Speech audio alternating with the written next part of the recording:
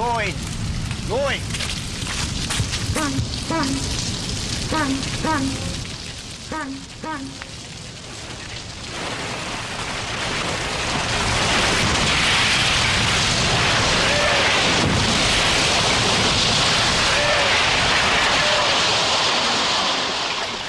Jumper.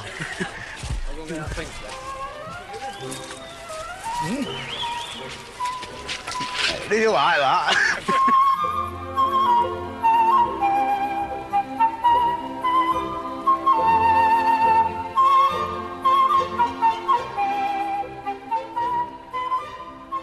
Having knocked down over the past 30 years most of the chimneys within range of home, Fred Dibnah found himself travelling further and further afield for work. This morning, he was deep in the Yorkshire Dales.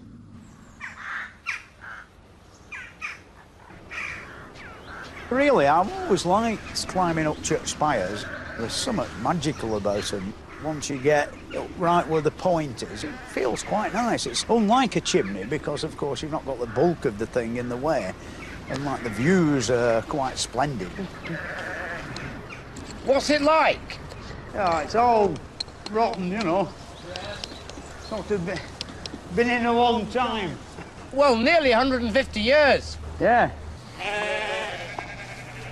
It always seems such a dangerous job, you know. Well, yeah, it is. That's an understatement. If you make a mistake, it's half a day out with the undertaker. The thing is, when I was a lad, you know, I used to be a joiner, and till I was 21, before I went insane and started this job. And the guy I worked for knew that I wanted to be a steeplejack, you see. And every time somebody fell off a chimney, he used to pin it on the back of the door. And by the time I was 21, the back of this door were full of pictures of dead steeplejacks. But I'm still here. You know. Ah, yes. Very much so. Good thing you are. Help! Terrible experience. But you say 150 feet up? Yeah. Well, Johnny can beat you at that. I mean, he lives about 2,000 feet up. Eh? Right in the sticks of Marrondale. What do you do? Are you a farmer on top of this mountain? Yes, yes. Well, them woolly things. Them woolly things, of course, they make pullovers out of. Fred, this other church of mine here, if you look up above the clock, you'll see the louvers there. A bit of a mess. They're hanging out, almost falling out, and, you know, 500 years old. What do you reckon? Time for renewal, I Time think. for renewal? Gosh, I think so. Yeah. Fine, what about the cost? I don't know. I wouldn't think you're going to have much change out to 600 or 700 quid. That much? Yeah. For a few pieces of wood? Yeah, well, it don't look so big from down here when you get up there. Like they're 2 inches thick, and it is oak. Oh, well, I'll let them know. A Taiwanese bloody mahogany front door, it's 100 quid.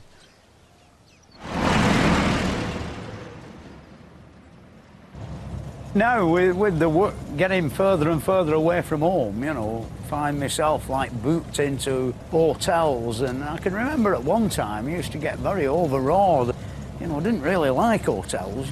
The communal eating part of it were always a bit frightening, not picking the right knife and fork up and being gazed upon by strange eyes. At the beginning of the euphoria and excitement of a new job far from home, first sort of 3/4 of the week is all right, and then you begin to miss being at home. It's a bit like being a sailor, I suppose. Or you get on a ship and you disappear for 6 months.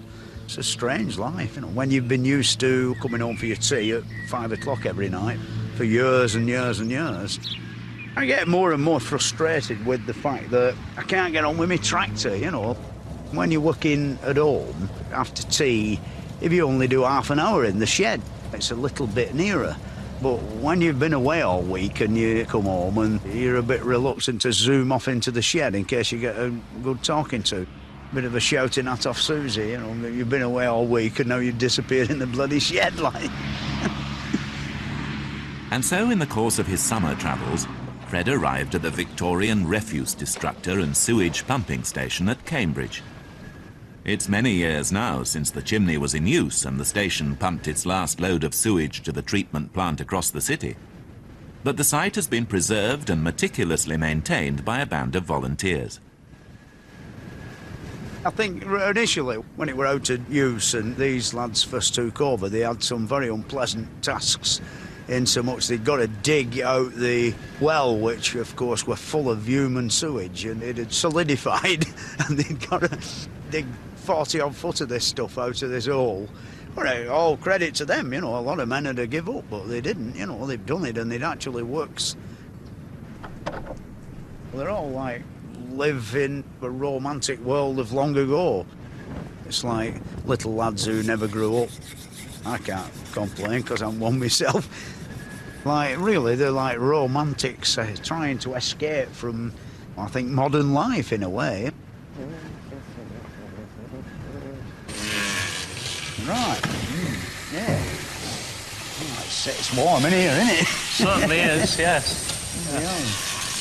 Yeah. This engine started work here in 1895.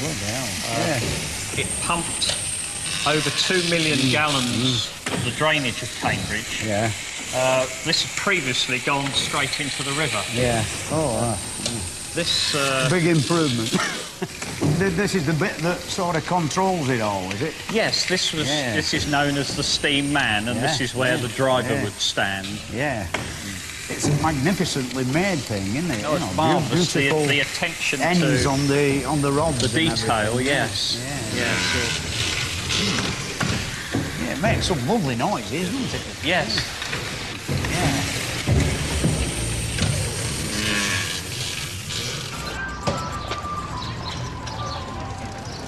The central features had a lot of time spent on it. That made it to look beautiful again. Must have looked magnificent when it were brand new, when they first uncovered it. Brilliant. Yeah, look at them beautiful chimney stacks. All that carving, magic. Our town hall's got lion's heads on like them. When we mended it, we put some marbles in for eyes, you know. Don't suppose the stone's very hard, though, not like it is in Lancashire. Although it's weathered well, and when you think it's so old, eh?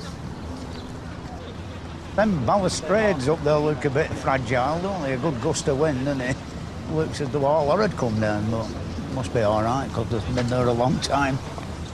Avec toutes les choses qu'on trouve normalement dans des collèges, dans les années 50 du XVIe siècle. Au centre, c'est le porche original d'un collège qui a été là avant, un collège fondé par Édouard III, dont on voit la statue au-dessous de l'horloge. À gauche, le bâtiment couvert.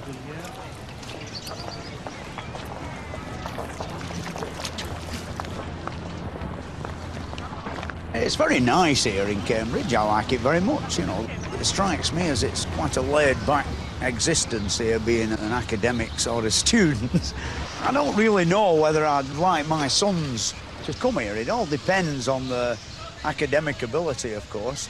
I mean, I know men who have brilliant brains and have thick sons, and I know some like intelligent sons who have thick fathers. You know, there's no weighing it up, is there, really?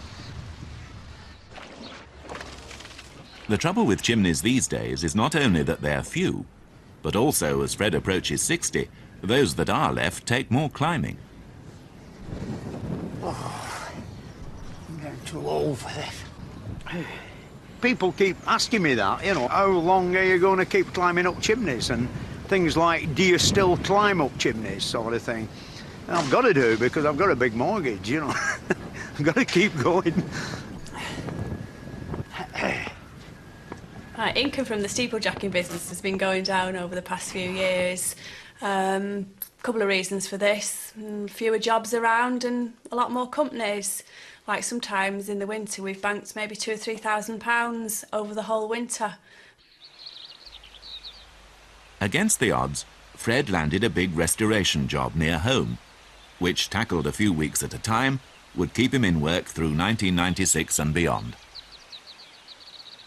This chimney is the biggest chimney left in Bolton. And I climbed up it when I was about 17 for a 10-bob bet in the dark. Never got the 10-bob, you know. And it's rather ironic, really, that now, in like the twilight years of my steeplejacking career, 40-odd years later, I've been asked to repair it. You know, it's now a listed building and all, and supposedly has got to stay here forever. When we finished repairing the chimney stack, we've been asked by the Royal Society for the Protection of Budgies to put this water tank, it looks like to me, but they call it a peregrine falcon's nesting box. And we've got to put this up on the southwest side, about 30 feet from the top, you see. Now, peregrine falcons do not like pigeons, you know, they have like one for breakfast, one for dinner, and one for the tea. And the local homing pigeon society is a bit up in arms about it, and they really don't want me to put it up, you know, but me personally, I'm not over keen on pigeons because they put me in bed once for a week with some sort of disease I got off my cat that had been in a load of pigeon droppings.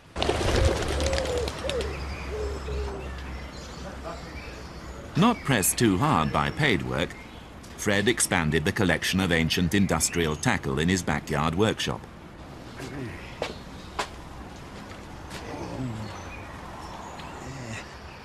It's always been a lifelong ambition of mine to actually build a wooden pit headgear and have it stuck up in the garden, you know, because quite near here there were quite a lot of collieries in the olden days, but of course they've all gone now, you know.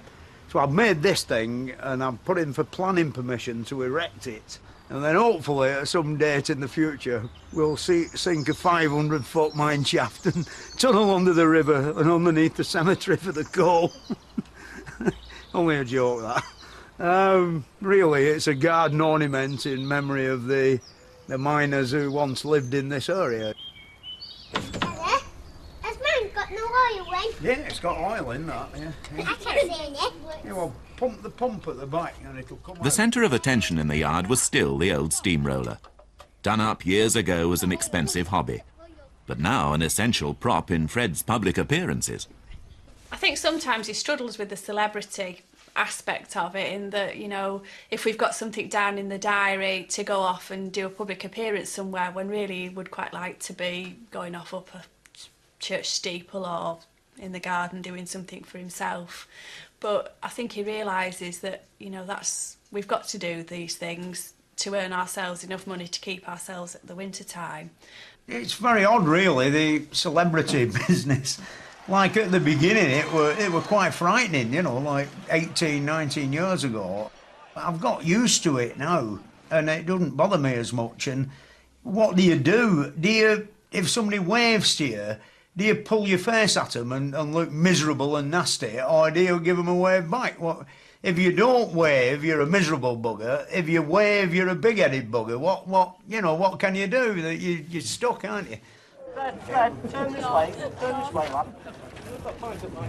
You should have a martini. Let's have it looking nice and happy. The cat's not happy. That's not happy. I want help too. No, it's a technical job, this painting.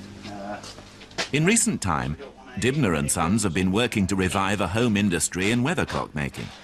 We'll lift it up and sort of, I'll bring it round this way, you know, and I'll come all the way down with it. All right, then. Yep. We'll see how we go. All right. It was really weathercocks, well, actually weather vanes, that started my career in steeplejacking off. I'd come fresh out of the army and sort of set myself up as a steeplejack of sorts and never managed to get a job, you know, sort of thing, for 6 months. And then I was summoned to meet the Vicar of Bolton, a big tall fellow with a long black frock on. He was a cannon, you know, which I approached with a great deal of fear and trepidation. And I think the reason he liked me was the fact that he had a 1929 Humber car, and I arrived on my 1927 350 AJS motorbike, you see. And we got on quite well. He had another interest in common, firearms for a vicar, a bit unusual, but nevertheless. Anyway, we got the job of re-gilding these weather vanes, which enabled me to go and have a do at other vicars with a lot more confidence, and ended up nearly up every church spire in Bolton. It's about 30 years since I last put the gold on these. Somebody did them in between, actually, but they didn't do a very good job, you know. Yeah, let's stand them up, see how tall they are. Yeah. Yeah.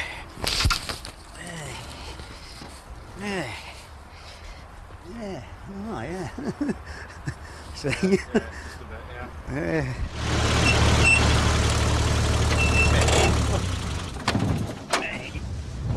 Here we are. Well, it's nice to see you. All right. Yeah, it seems a long There time. it is. That looks super. Great. The ladder's not blown away yet. Ian so- Ed, the headmaster. It's nice to see you, Fred. I'll get it and we'll Yeah, fix it up. It Beautiful, looks man. really great, does that? It really does. I was going to say 6 months ago I saw the mock-up, Right. and There- now I thought, there it is. thought it might be a cock-up. No, No, it's all right. that's absolutely superb.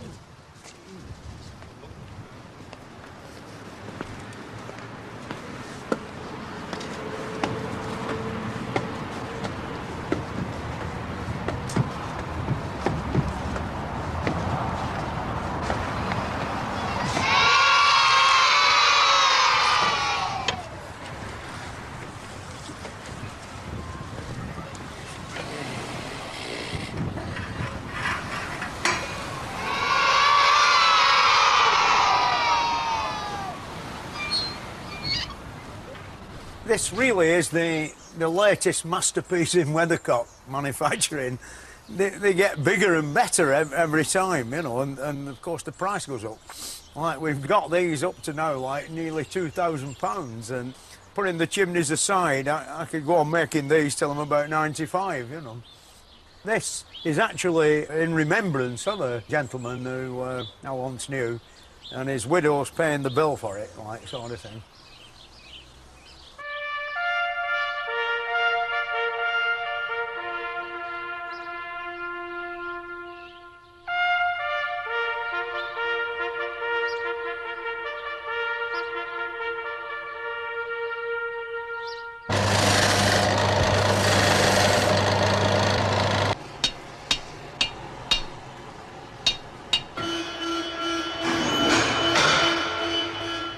Fred's most promising line of late has been the restoration of other people's steam engines.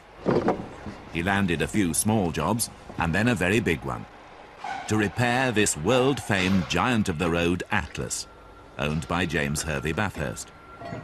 It's a Fowler B6 tractor of 16.5 tons, built in 1928, now worth a small fortune. Here we go, we'll put it to the test.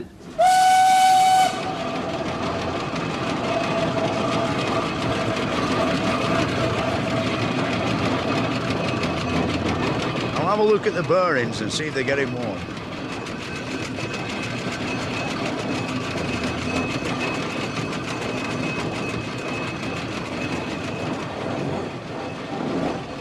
I'll buy one of these when Susie wins the pools. What do you reckon it'll cost? Well, maybe 80, 90,000 pounds, you know, something on that score.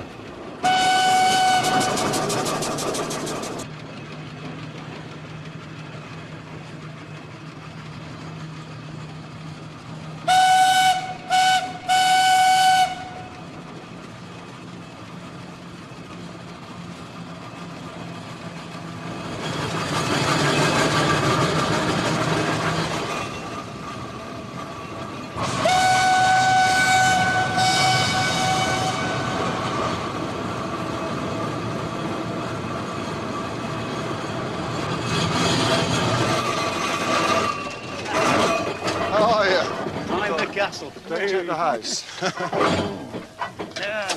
not sure if you were going to actually come back. I wasn't sure if you were actually going to come back. Well, I didn't really want to bring it back, you know. I've had so much fun with it back home in Bolton, you know, that I got quite attached to it. But I think we've cracked the bearings, you know. There's no blue smoke coming off them and everything. Can we hear it ticking over then? Yeah, give it a swing round, Bill.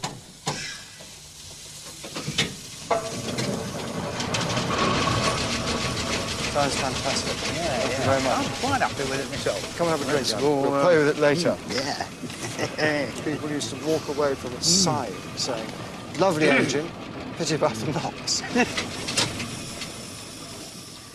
Yeah, this is some room, isn't it? Yeah. Yeah, but a bit of an headache for your decorator. And the cleaner, yeah. Yeah. 55 foot high. It takes 10 hours to heat it. Yeah. 10 degrees Fahrenheit. Two fireplaces, one on each side, eh? Yeah. How much did it all cost when they built it, this place? Well, it's difficult to know. Today's prices, but nearly £600,000, I think, then. To sell quite a lot of land to build it. Yeah, it's like still a lot of money in them days, eh? Huge amount. Yeah. And of course, I think we'd rather wish they hadn't spent it sometimes. Yeah, maybe it were like half the size, you mean, like easier to maintain. Handier to maintain. Yeah. These are interesting. These are cast iron inserts. Yeah, and with the oak in the middle, like. Yeah. There's a lot of cast iron in the house. It's one of the first houses built with cast iron beams in it. Yeah. There's a shortage of oak at the time, actually, because they were apparently making ships for the Napoleonic War. So cast iron was all popular. Oh, some beautiful slabs of stone, isn't they? Big. I know. How do they lift them up? Well, my word. Yeah, it's a long way up, isn't it? Certainly is. There's a bit that I repaired. Yeah. What, yourself, like? Yeah. Well, it's not a big job. You put the slates on. Magic. There you are, that's the view. Yeah, and that's all your lake, is it? It's all our lake, and on a misty day, what we own is as far as you can see. And the monument up there was put up by the builder of the house when his son was killed in the Peninsular War. It's one of mine. However, did you become interested in iron monsters? Well, I think it was in the blood, partly, because my grandfather was in the Grenadier Guards on the way to Omdurman, and the train broke down on the way in Egypt, and he got up on the footplate and got the fire going again. I think the Egyptians knew what they were heading for. So he got mentioned in the regimental history for that. And then he drove a shunter in Southampton docks in the Great Strike, and my father was always pretty interested. Yeah. That means it's definitely in your blood, isn't it? Yeah. Without a doubt whatsoever. Then we bought a traction engine in Ireland, which was... We used that for thrashing for a bit. And then I bought a Foden steam lorry, which was derelict, and spent a lot of time doing that. That was really good fun. Wasn't married then, of course. No. My mother was very keen that I should get married. She thought it was time. So she used to come down weekends and help me paint it up. She thought there was no chance of me getting married if the engine wasn't finished. So when I did finish it, I did get married. Like, have you had much trouble, like, since you got Atlas with the wife? That's right, it's the same as the house, you know, it was in the prospectus in a way. But, I've known, I mean, a lot of people I've known have to sell engines for divorce. So I'm quite keen, I'm very keen on Atlas. I'm keen to keep... keep washing up and looking after the children, taking them away from rallies. So I'm not there too much. I've actually started doing a bit of washing up now.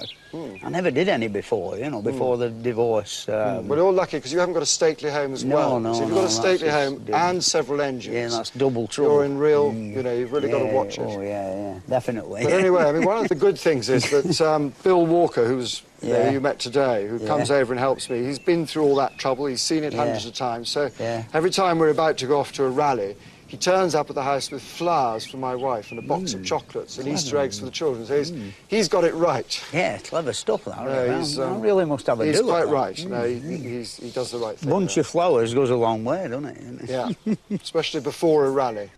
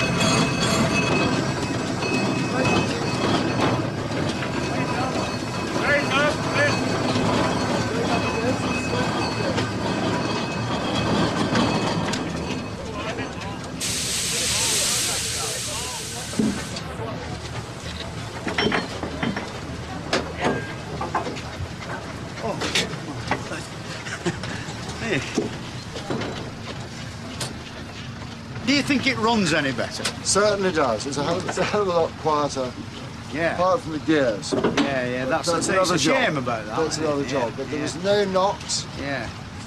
Nothing ran hot. Yeah. And I think we got here in record time. We did get here in record time compared with 3 years ago, didn't we? Yeah. We ended up at 11:30 on that bridge over there. You know. We also didn't stop at a pub this time, right? No, we didn't stop at any pubs, did we? We brought our own. No.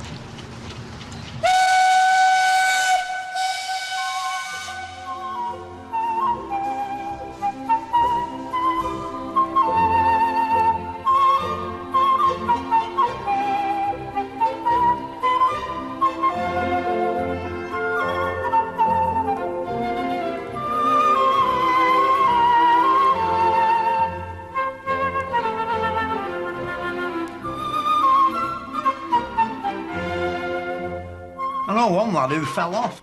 He fell about 60 feet and landed on a load of planks across a valley on the top of a building, you know, in between two roofs, like. And of course, really, the plank saved his life, you know. I mean, must have broke his fall, even though it rearranged his bone structure. The thing is that I found out about this because I rang him one evening to invite him to a chimney felling operation. And his little lass come on and said, I said, is your dad in? You know, she said, no, he fell off a chimney. and you shouldn't laugh, really. And then Mum come on and said, oh, he's in Tameside Hospital. You can go and see him if you want. And me and Sue went round having, and he were all thrust up like you see in these healing studio comedies, you know, all wires and strings. And he said, I'm all right till I laugh, and then it feels like somebody's hit me in the chest with a sledgehammer. You know, anyway, he's all right now, and he's back steeplejacking again. You know, he's walking about in the land of the living.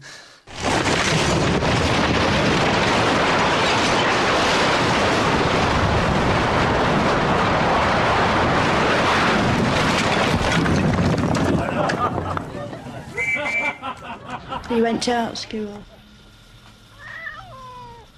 He was about 17, you'd think he'd work in office, not doing what he does now.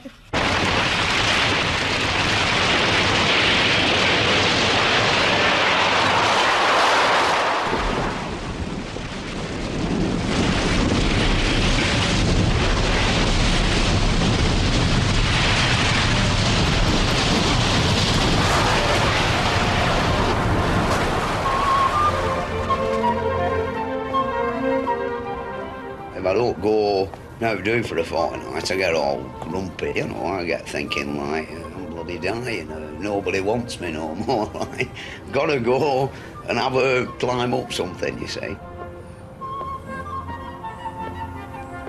If I can carry on till, you know, I'm an old fella, like, you know, I don't know, I suppose slow down a bit before I'm 70, but the ideal way out would be, I think, instead of dying in bed of lung cancer or something horrible like that, just drop off one sunny day when I'm about 75, you know, and that'll be the end.